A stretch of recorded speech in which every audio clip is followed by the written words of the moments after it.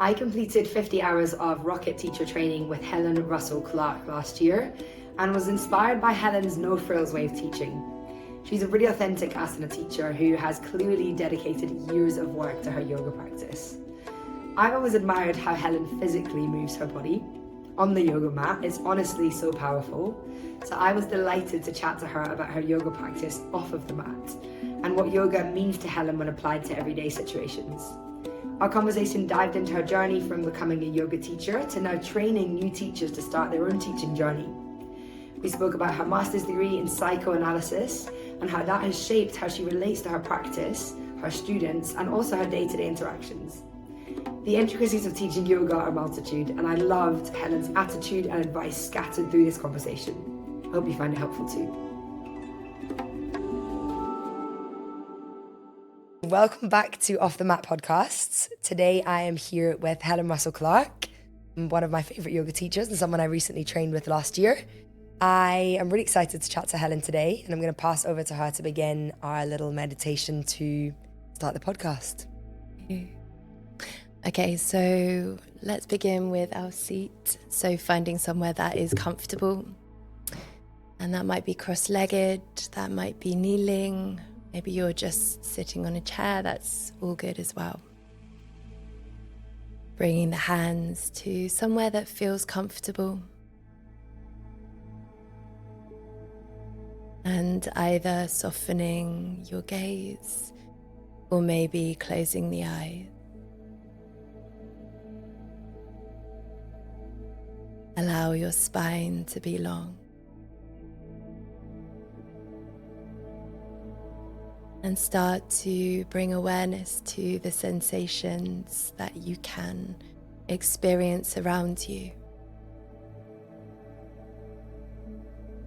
The sounds that you can hear, the sound of my voice, the earth beneath you, the temperature of the air around you, the feeling of clothing against skin.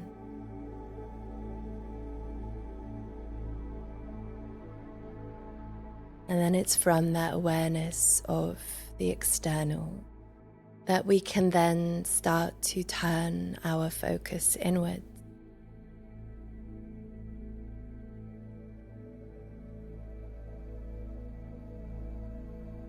And we start to observe the breath.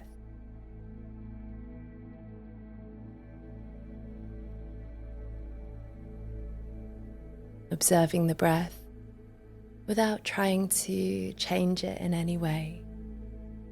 And maybe you start at the tip of the nose. Notice the air as it enters. Gentle heat as you breathe out.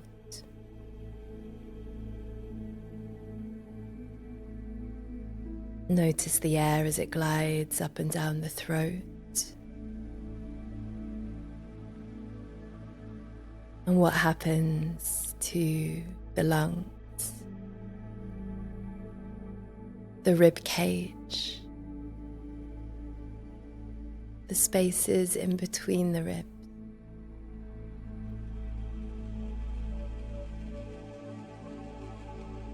Can you feel the breath all the way down towards the diaphragm, the belly, even as far down towards the root?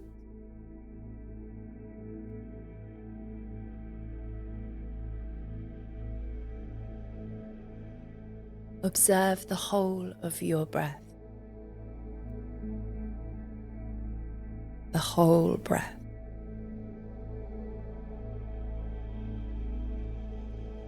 Notice the quality of the breath, the texture.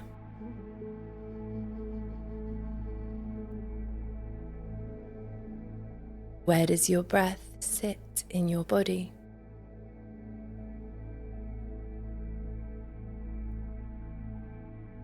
How does your breath feel?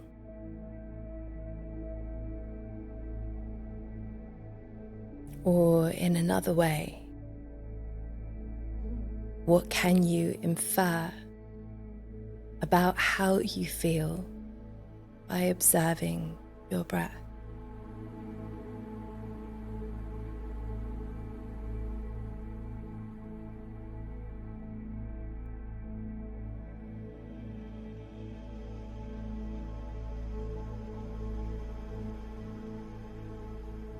And then take a full inhale through your nose and a soft exhale out the mouth.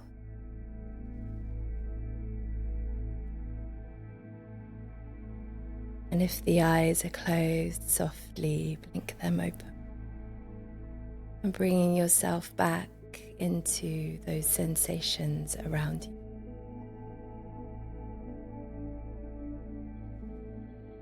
Thank you. Do you want to go to sleep now, babe? So nice. No, I always think it's really actually a selfish way to start the podcast because it makes me feel so calm and relaxed starting it, which I think is really nice. I do the same when I teach, right? I'm sure you do as well. You've had those times where you've arrived to class and, you know, we live in London and there was traffic on the road and someone had road rage or you're a little bit late because your bus didn't come, all of those things. And then you arrive and rather than bringing that energy to the class that you're about to facilitate, you bring them into that space of meditation and calmness. And you're right, it is as much for us as it is for them. We have to, as teachers, be a part of that experience. 100%, and you take so much from it. So I asked Helen her favourite drink and snack combination for Off the Mat today. And I did have to remind you a few times that you weren't on Off Menu or another food podcast. I know, honestly, I've had to be like restrained from myself. She almost was going starter, main, dessert. I was going to go for it all. I was like, I get a full course meal, no. But might be my favourite choice, yes, on the snack for sure. Thank you. Here you go, little cheers. Cheers. We got little mini magnums. It was specified that it had to be mini as well. And do you know why? I think you do know why because we've actually had history with this, but I feel like the chocolate to ice cream ratio is significantly better on a mini magnum and it was on a big one, which is just like too creamy. I agree. We also have as choice of drink sparkling water, which I want to know about your choice on the brand. Yeah, okay. Is this a yes or a no? I would say I would rate that up there in the top 5. Okay. But if I was going to choose number 1, it would be Vichy Catalan, and I 100% know that you know what that is. Which one is that? No, you don't know. Okay, it's like a Spanish water, and it's like really quite salty. So one of my favourite things is salt and sweet. But I didn't want to be fussy. I also don't even know where I would have bought that because I did nip to Sainsbury's and I don't think they have Vichy Catalan. They wouldn't have done. No. But shout out. No. Shout out to Vichy. Helen, it's such a pleasure to have you on the podcast today. It's a very big pleasure to be here. I want to start by rewinding the clock. Your first experience of yoga that you really remember being memorable. Do you remember the first class you ever went to? Do you remember one that you went to that was like, wow, what is this? This is something that I feel like I'm interested in. I guess I was slightly tricked into yoga, actually both times, the first time for sure, because I trained like years and years ago, trained as an actor. So went to drama school, and in our first year, we had this class, which was, I think, just called something like movement, which in hindsight was absolutely yoga. And also the teacher, lovely Fabio, love you, Fabio, wherever you are. He was so patient with us because we didn't know what we were doing. We didn't it was obviously not under the guise of yoga, but it most certainly was. And I remember that being just lots of rolling around on the floor and discovering our own physicality and what sensation and what movement is and how we feel within specific postures, which if I was just to describe that to you now, that's what yoga asana is. That's what we do. That was the first sort of real experience of doing it. And then really my first time that I consciously went to yoga was a friend of mine from drama school, Esther, She was living in Clapham at the time, and she was going to hot yoga and dragged me along. And I thought, oh, I want to get fit and do something that's good for me and good for my body. So sort of went. And I do remember that first class. It was so horrendously hot and I hated it so much. But I am quite a stickler for making the most out of the little money that I had, and had already signed up for this intro offer, which was X amount of classes for how many pounds. Yeah. And so persisted to go 3 times within that time frame. And I'm really glad I did, because the first time I really hated it, and the second time I still hated it, and the third time I still hated it, but felt quite good afterwards.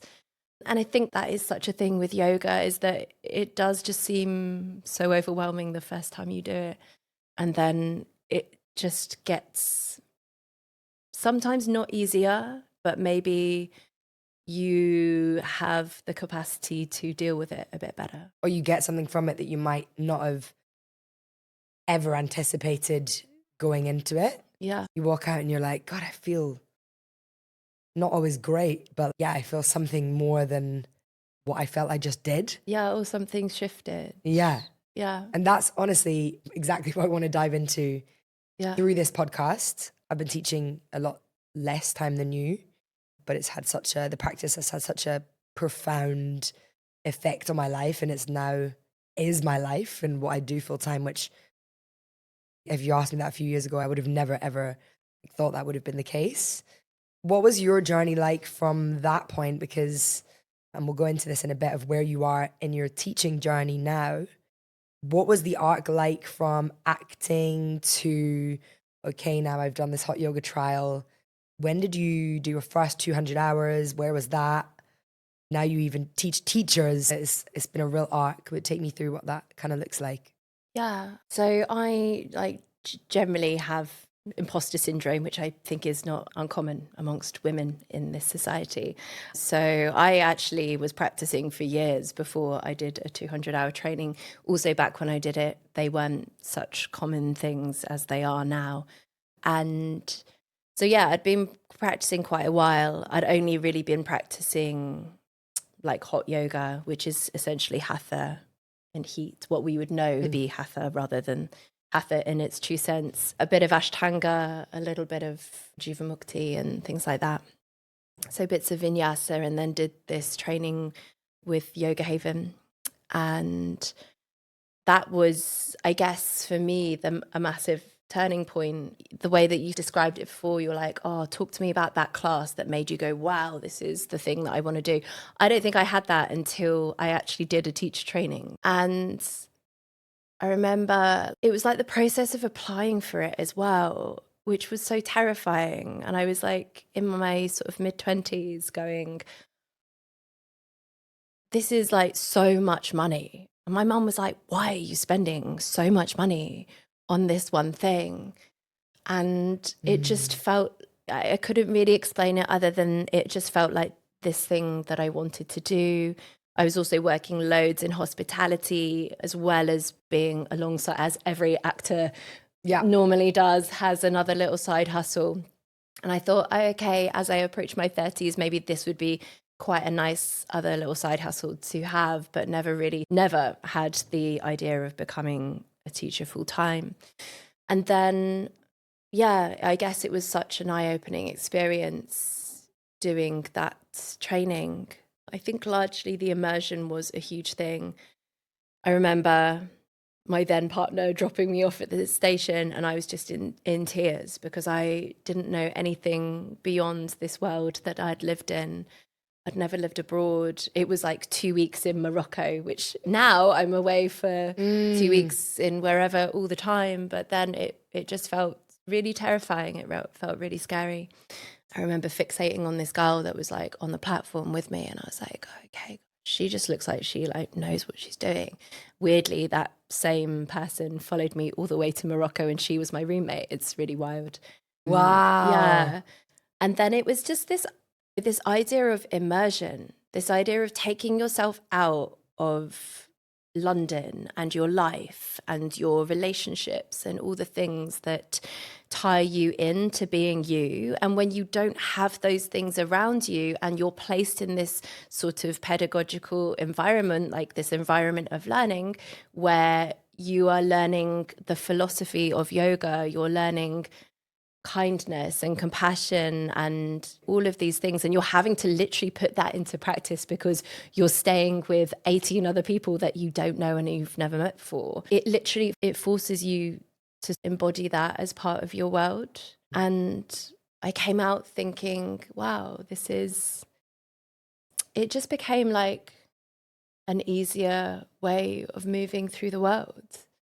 I felt, I don't know if you can relate, but a lot of my 20s, I felt like I was really fighting my way through life. And suddenly everything, just those things, it was like a conscious choice that I could drop those things and to choose a path which was softer and kinder, where I wasn't arguing with people or like having to be defensive about things and just going, oh, it is just, this is the way that I do things now.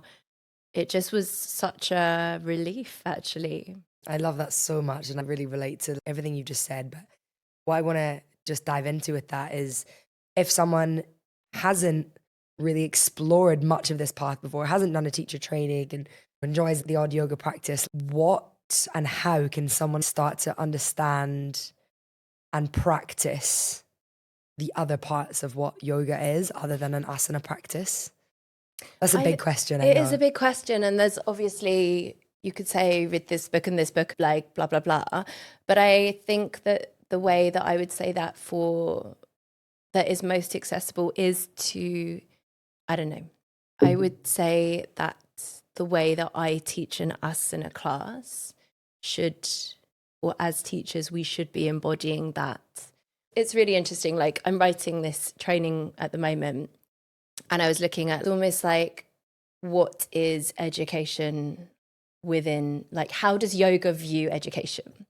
And the way that they talk about it is there are 3 different stages. And this first stage, which is the learning, I think they describe it as listening, right? So it's like, you listen to this thing, you take in this information and you understand it on this surface level. And then the next stage is, I think they describe it as meditation, manana, and it's like where you actually sit with the information and it's there. And then this like final stage is where you like understand it to a point.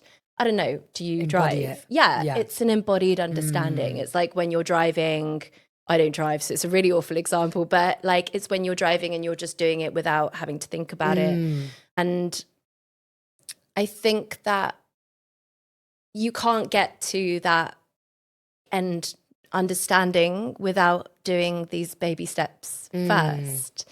So I would say, if I was saying that to your listeners who maybe don't understand these principles, I was like, I'd say just explore the practice. Keep going, and something clicks. Like, you are absorbing, I think, far more than you think you are within a class just by going, just by the act of going, like just about the act of me signing up for that teacher training. There's something in that as well. So just by stepping into the room, rolling out a mat, being amongst others, having to asking yourself these questions of like, how am I feeling? What's happening here?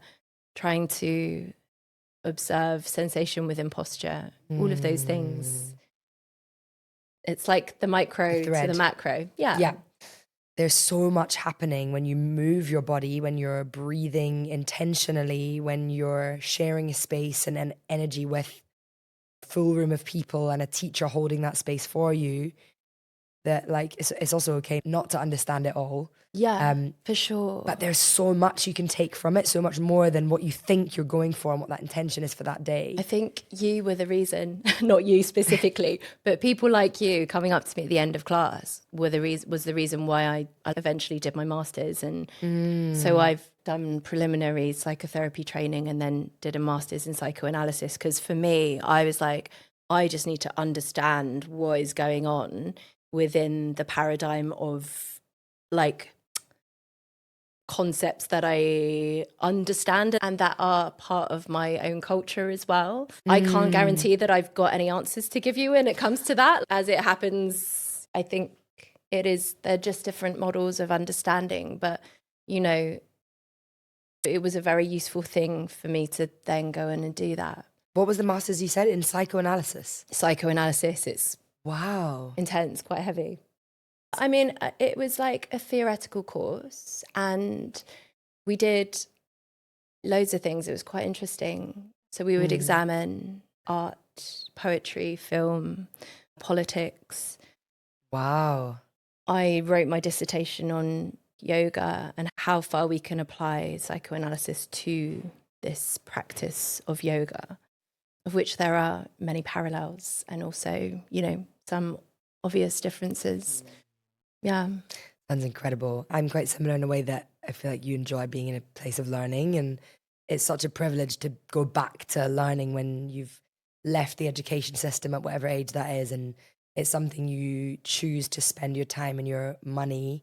Yeah. As you said, it's really expensive to do things like this, and I didn't have much money when I did my 200. To go back and say, no, that I know I want to learn more about this, and then to soak up knowledge from someone who has gone on that journey and it is someone that you really want to learn from. I think it's such a privilege to be able to do that, because so often we get to an age where we were out of the education system and we stop intentionally learning in that way. Maybe we're still learning through experience, but actually going to like read and study and absorb something that you care about is the most humbling and important thing, in my opinion.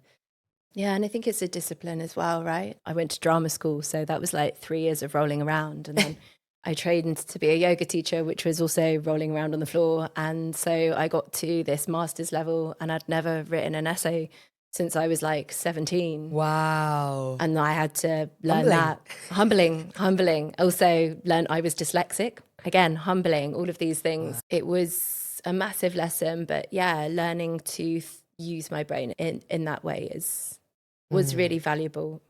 And from then to where you are now? Yeah, I think that has really informed not only the way that I will teach a class, how I hold space, my perception of energy and energetic exchange, which I really feel now more than I did pre-masters. But it's very much informed the way that I facilitate teacher trainings, which is largely the work and the income that I have now.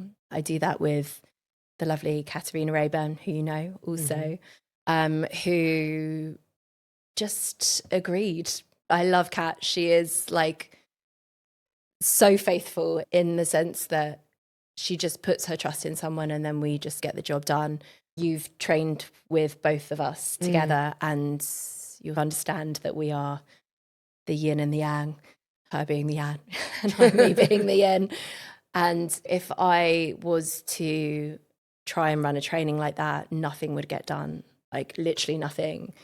And so it's very important that I have like someone who stokes the fire that I do have to help get things done and get things moving. We'd get stuck on one point forever. Do you know what I mean? Yeah.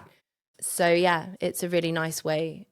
It is a real perfect balance. It's a nice little marriage. Yeah. But yeah, the psychoanalysis is, do you know what the thing it really taught me is like understanding people's internal processes, which in yoga, you have that in yoga as well. These are the samskaras. These are the things that like bind you to this world, like how you grew up, your culture, all of these things that happen in your life, traumas that you've been through, etc., etc. And when I see someone in front of me that maybe in the past I would have been like, oh my God, this person is so annoying, that I can now actually be like, I think they're coming from this place. And it helps me to sort of, I don't know, I always think of it like a little bit like a buffer, right? It's this cushioning where you can just place that cushion in front of a sort of reasoning and understanding in front of that person and going, okay, I think you might be working with this. I would not obviously then tell them that's what I was thinking. But then I also think it would completely unnerve everyone if they knew that I was thinking that all the time. I'm psychic. Is it unnerving you? No. I also think it's gives you that empathy to then also think, what is the way that I can approach this conversation? I can be quite a fiery person, and I know in the past I've had situations where I've just reacted because that's my instant thing is like, cool, I'm gonna do this or say that. And I feel like my yoga practice has really taught me the power in the space, the listening, the understanding, and then how I can actually diffuse or create potentially an experience where I might even learn something. Because it's like, you can't just react to people with that first reaction that comes up in you. Yeah, I think 100%. And I think I'm going to bring back our little cushion again. It works not only for me in response to other people, but also me with myself. Yeah. All these thoughts that I have that are unhelpful. And trust me, I have a really chatty mind.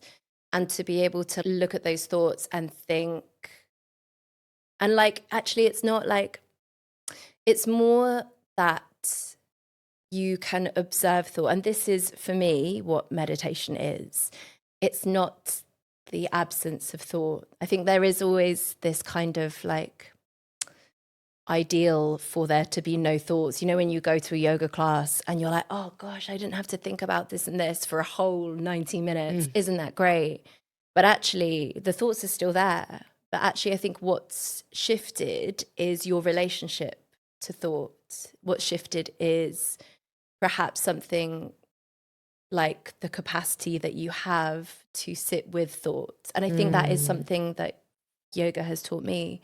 Even the physical practice of yoga, right? I teach a style called Rocket, which, you know, I don't practice loads of nowadays, but I do classes that are difficult. Yeah, there's something in, I'm not talking about beasting your way through a physical practice to the point where you feel like you've been beaten up. I don't want my classes to be like that. But I think it's okay for a class to be challenging and to be difficult, and then to use breath with that. And you're saying to this person, we're going to stay in half moon pose, which is a pose where you're balancing on one leg. And we're going to be here for a full 5 breaths. And it is like your ankle, my ankles always hurt in that one. Like they are wobbling around everywhere. My foot's getting cramp. It's all going wrong. My balance isn't there today. But the breath is there, and I'm focusing on the breath and what that tells me about how I'm feeling within the posture. And in a way, it's teaching me that I have the capacity to deal with something that is uncomfortable. It's like a little metaphor for life. Yeah. I love think that. So. I think it's so interesting with meditation because, and I definitely had this mindset, and a lot of people say this to me, I can't meditate. My mind is just too busy. And that is such a common thing that I said to myself for so long, because it is. And it's especially busy when you try and slow it down to sit in a space of complete stillness, and all these things are popping up that are completely random. And you think, why is that popping into my head now? But I think what you just said is helpful, that actually it's not about getting rid of all the thoughts. Maybe if you're like living in the mountains in the middle of nowhere and you don't have anything that you have to do day to day, that might be possible. For most of us who live in a city like London and have a fast-paced life, that is never going to be possible. Unsustainable. Yeah. What would you say or give as a piece of advice for someone who maybe is interested in the idea of meditation but has that mindset of, oh, my mind's just too busy, it's too stressful, when I sit down I can't do it? Yeah, I would say, like most things, unfortunately, it is just practice as well. So it's like a relationship. It's observing your thoughts and saying, oh, how am I feeling about that thought? And as you said, like, why is this thought coming in? why am I thinking about this thing again? And sometimes the thoughts are intrusive and unhelpful. And it's understanding not necessarily why you're thinking those in the first place, but like how you're feeling with them, and just staying with it and sitting with it a little bit. And it doesn't, and just not feeling that it has to be correct. There's no right or wrong. Sometimes the voice in our head is actually really unhelpful, and it's not, you know, whether it's imposter syndrome or whether it's like, you can't do this thing, or it's making you feel anxious or whatever it is. And it's like, that is actually not me, and it's not helpful. And I can separate from that. I can go, hang on a minute. That's not a thought that I need, and it's not helping me out in this moment. And that is really what meditation has really done for me. It can be so powerful of going, hang on a minute. All these thoughts are not who I am. Yeah. Or don't have to be who I am. I also think that's what somatic practices like yoga asana, that's why they're useful as well, because it helps you, you know, your feelings and your thoughts don't have to be verbal, right? This is a kind of back and forth that I went through when I was researching my dissertation, because for me as a yoga practitioner, someone who practices physical practice a lot, it's, okay, I'm feeling it. Like, I think the majority of the work that we do as like asana teachers involves trying to get people to be more in their bodies, right? But then also there is this space where actually you can actually be too in your body that you're not able to put meaning to sensation. For example, you might be feeling something like really intensely in your stomach and you're just not really understanding why. And then someone goes, oh, babe, I think you're angry. And you're like, oh, I'm angry. And actually, that relationship is really important, which is why I've found like therapy and psychoanalysis and stuff such a useful thing to run alongside yoga and that physical practice. That's been the most useful thing for me. What does your personal practice look like at the moment? Whether that's, on the mat or off the mat? Should we start on the mat? On the mat, yeah. On the mat. Practice this morning, hurrah. But that'll be a nice setup to prepare for today. I went through quite a weird stage in lockdown where I was living by myself, and my regular practice had been quite like regular before then. I'd been going to studios almost every day or practicing like, I mean, the more you teach, the less you practice, right? That is just a thing. But I'd probably been practicing maybe like 4 times a week, 5, something like that pre-pandemic. And then I still practiced during lockdown, but my relationship to the practice changed significantly.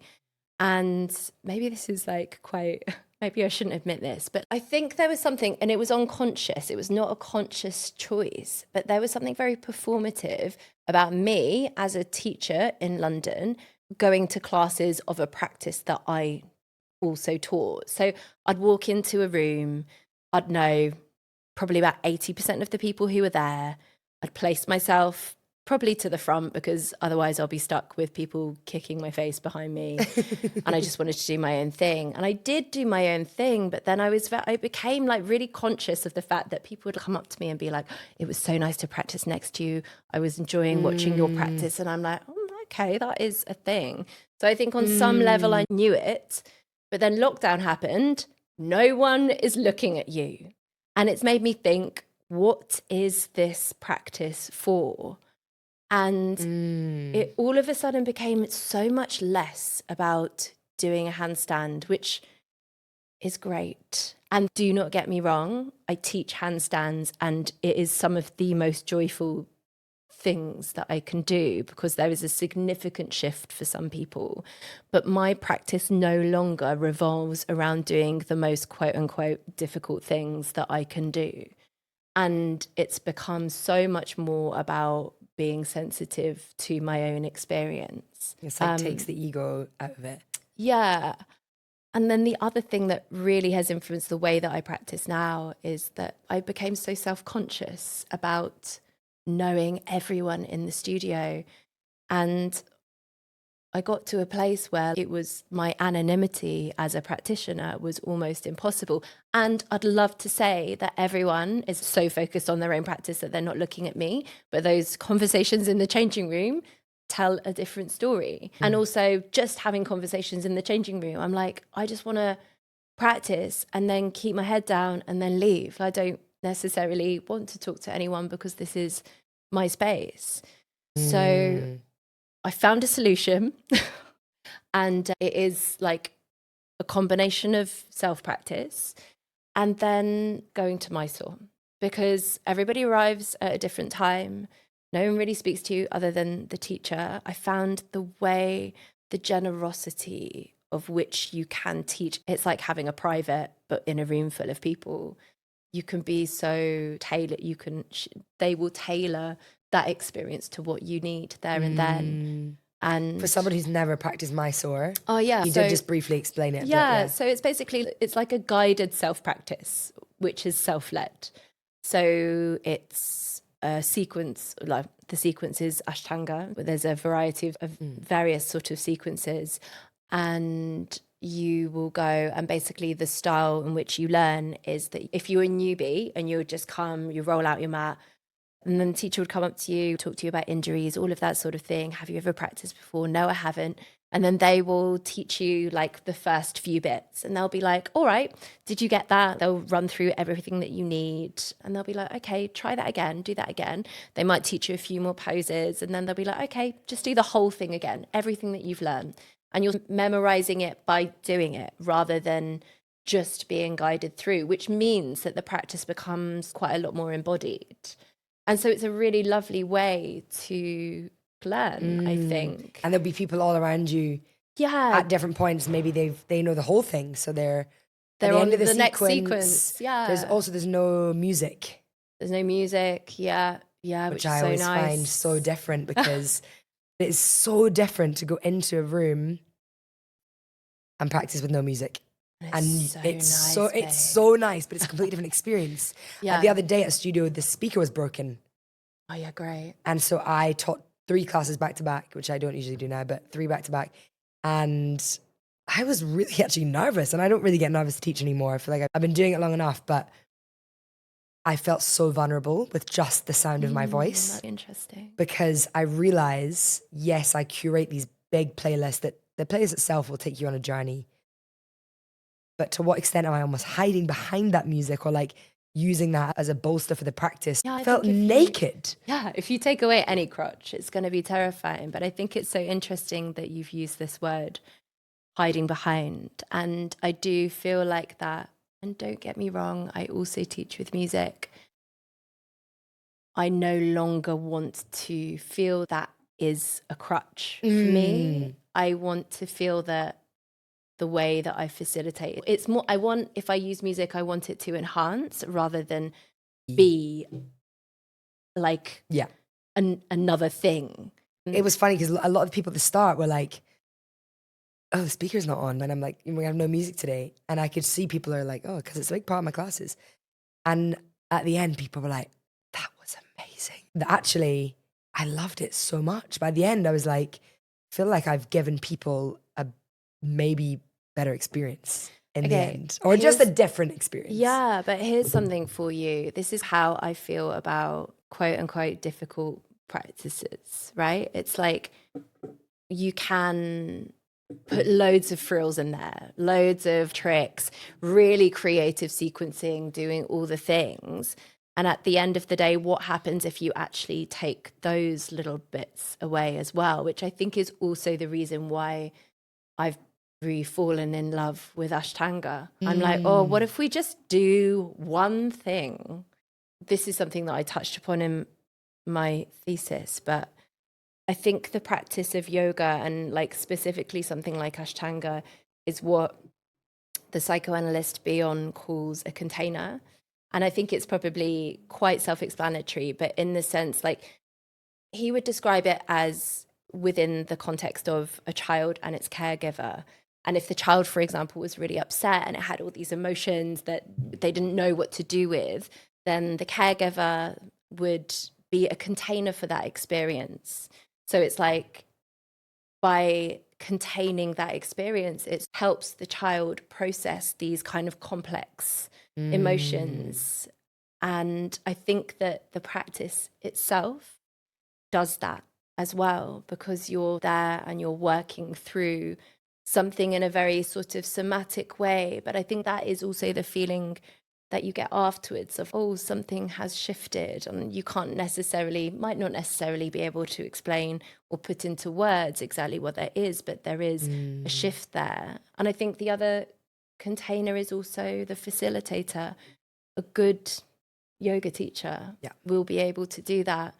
And that really changed my perception, as well as like practicing Mysore, and for me seeing really good examples of good teaching and good facilitation where they contained people's experiences so well.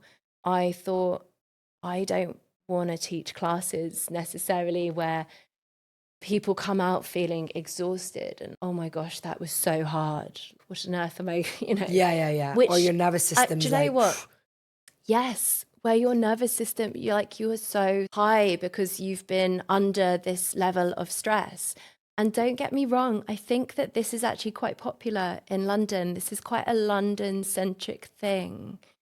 But I have made a conscious choice for my classes to try not to be that way. And I would much rather someone come out of my class and think, oh, I feel held, I feel safe. I've integrated an emotion, or I've understood that, rather than just like, God forbid that you actually feel good after a class rather than feeling completely exhausted. So what styles do you teach now? I do teach Rocket, but in a way that is, I think I want to make it also accessible. Like, I want people to feel included. That's something that's a value that I hold like very tightly. Rocket is a sort of, it derives from the Ashtanga sequences. I teach Ashtanga also. I teach Yin as well, which is, I really love that class actually. I've had that since lockdown, and it's the same 20 people that come. I just teach it online. Everyone like rocks up after dinner in their pajamas. It's great, with their cats and their dogs and their children. It's really cute. And I teach like a sort of flow to restore, which is like I teach it quite Yin style actually. But when I trained in Mandala, I teach Mandala. The arc of Mandala, which is a class for anyone who hasn't done it, that begins really slow and ends really slow with Yin, with held postures for a longer period of time, taught me so much, because it is fast-paced in the middle and it is playful and fun. You have these moments of explosive, maybe going upside down or doing something challenging, but then there's this section at the end where you will drop straight back down and you will bring it into this grounded place. That training has probably affected the way I teach all my classes, including even Rocket or Vinyasa. I definitely used to overcomplicate a lot, thinking, because people do like to try hard things, especially in London. Like, we're a city of people who push themselves and are also busy and who thrive off of that high energy. And in a yoga class, that is fun. But I definitely have evolved that, I would say, as I teach and as I practice, because it's like, what are you gaining by leaving someone up there? Yeah. And actually, what are they gaining by when you're giving them that gift of bringing it back? I also think, why are they there and why do they want to be there in the first place? And I think that from my own experience, that working with trauma, which is an interesting thing in itself, if you're working with something like that, then and your stress levels are really high, then you continue to perpetrate that kind of sensation. And actually, when you're asked to slow down, you're stopping the only thing that's holding you together. So that's why it's so important to do these things in a very contained way, in a very safe way. I really love that analogy or idea of the container. Yeah. I think it's a very relatable, or like, it paints the picture in exactly what a practice can be. Yeah. Helen, it's been such a pleasure chatting to you today. Yeah. I want to move on to the last section of this podcast, which I call Final Flow. Just little quick fire questions. Let's start with, what's your favorite meal of the day? We're back on the food podcast. Oh, we are back on the food podcast. Dinner, because I get to eat it with my partner most of the time. Yeah. That's really nice. What's your favorite yoga pose right now? Oh God, always Trikonasana.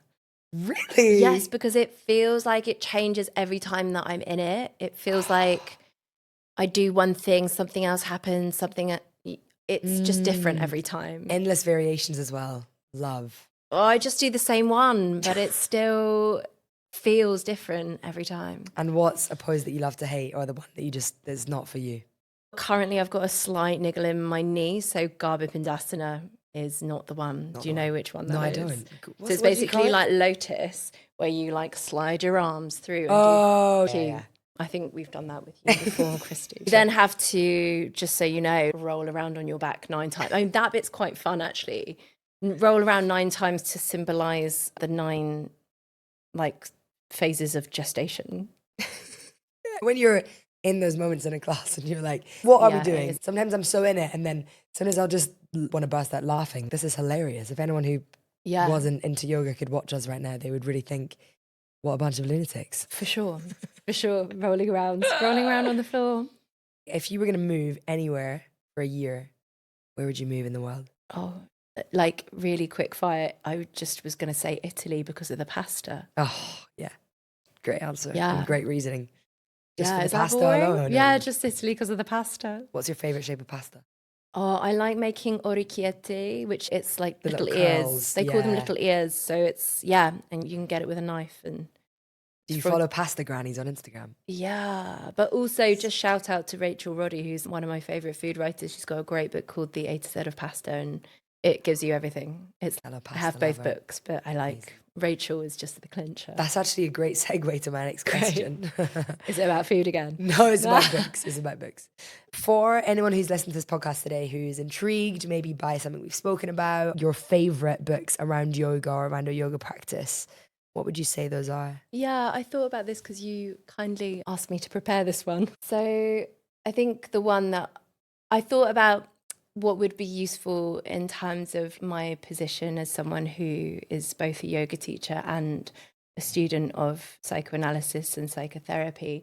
And there's a great book, which I think is a really nice sort of intro called Eastern Body, Western Mind. It's quite a thick one. It's by Anadia Judith, I think is how you pronounce her name. She's got a couple of books out, but this one I think is a really nice one. It's huge, but it's one of those ones that you can flick through, and it talks about the chakra system. So this is, if chakras, for those who don't know, are sort of energy centers within the body, and it talks about that within a sort of psychotherapeutic background, and also in a way that observes as a child develops and how those energy centers develop. It's super interesting. It's really nice, and it's really accessible.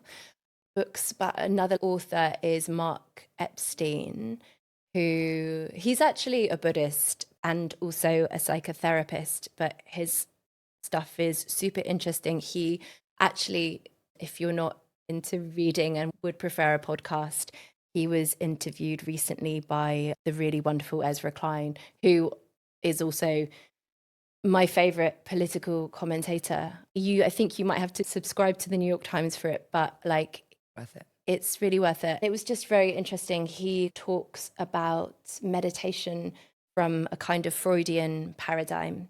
So it's like this marriage of a Freudian and Buddhist also, just this sort of marriage of quote unquote East and West and those philosophies. And then it's not really yoga-y, but I think maybe because we've spoken a little bit about thought and relationship to thought and emotion and that kind of stuff, I really love poetry. And I think poetry and any form of art can describe and put into words or form emotions that we don't understand. It's like when you listen to a song and you hear it or feel it, and it stirs something inside of you that you feel heard and seen and understood. And one of my favorite anthologies, it's a series of anthologies, actually. It's called The Poetry Pharmacy by William Sagart. I'm going to pronounce that wrong. And what he does is he prescribes poems for particular feelings. So one will be for anxiety and then he'll give that. I'm definitely getting that. Oh my gosh, it's so good. I gave it to my mum for Mother's Day and she was like, this is so great. That's and it's amazing. really nice because it sort of describes if you're feeling like this and here's your prescription and it's this poem. I love that. Yeah. So good. So last up, Helen, if anyone listening wants to come and practice with you or wants to see what you're up to, where can we find you? In person or online? Both. Okay, my Instagram is just my name because I'm that old that I just don't have an fancy Instagram handle. So it's just at Helen Russell-Clark. My website is helenrussellclarkyoga.com, which is too long, but everyone's like, why didn't you just do HRC yoga? But I just didn't think about that. Anyway, that's done now, so that's it.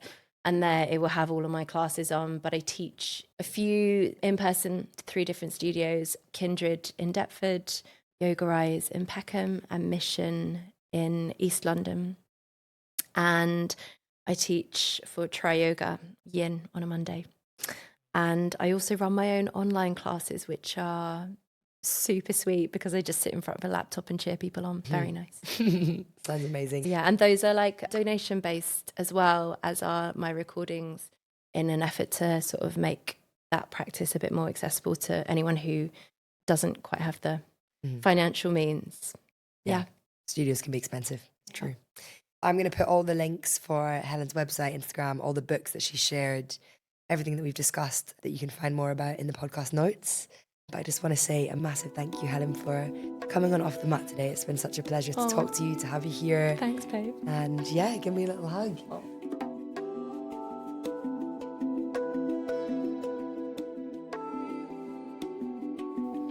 If you enjoyed this chat, why not share it with a friend? You can find me on Instagram at ChristyKnightYoga, or you can subscribe to Off the Mat podcast to be notified for next week's episode. See you then.